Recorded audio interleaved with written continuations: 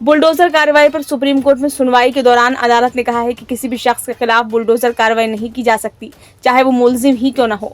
Supreme court ने सोमवार को कई मामलों में हुई बुलडोजर कार्रवाई पर सुनवाई की। हाल ही में देश के कई जगह मुस्लिम मुलजिमों पर बुलडोजर कार्रवाई हुई है। मुस्लिम संगठन जमीयत उलेमा हिंद ने इस मामले में सुप्रीम कोर्ट का दरवाजा खटखटाया है। संगठन ने मांग की है कि कई राज्यों में प्रशासन की तरफ से बुलडोजर कार्रवाई पर रोक लगाई जाए।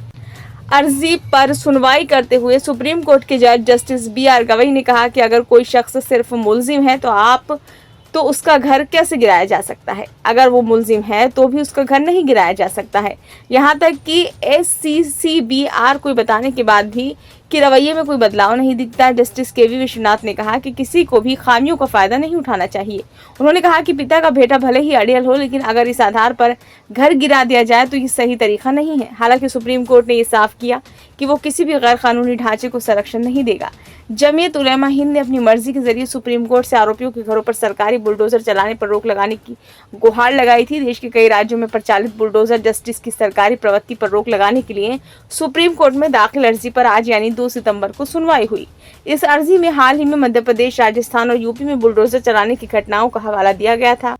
अर्जी में आरोप लगाया गया है कि इसके जरिए अल्पसंख्यक समुदाय को निशाना बनाया जा रहा है। वरिष्ठ वकील दुष्यंत दवे ने इस अर्जी पर जल्द सुनवाई की मांग की है। ये अर्जी जहांगीरपुरी मामले में वही वकील फारूक रशीद द्वारा दाखिल की गई है। अर्जी में कहा गया है कि समाज में हाशिए पर मौजूद लोगों को, खासकर अल्पसंख्यकों के खिलाफ दमन चक्र चलाने और खौफजदा करने के मकसद से राज्य सरकारें उनके घर संपत्ति पर बुलडोजर चलाए जाने को बढ़ावा दे रही हैं।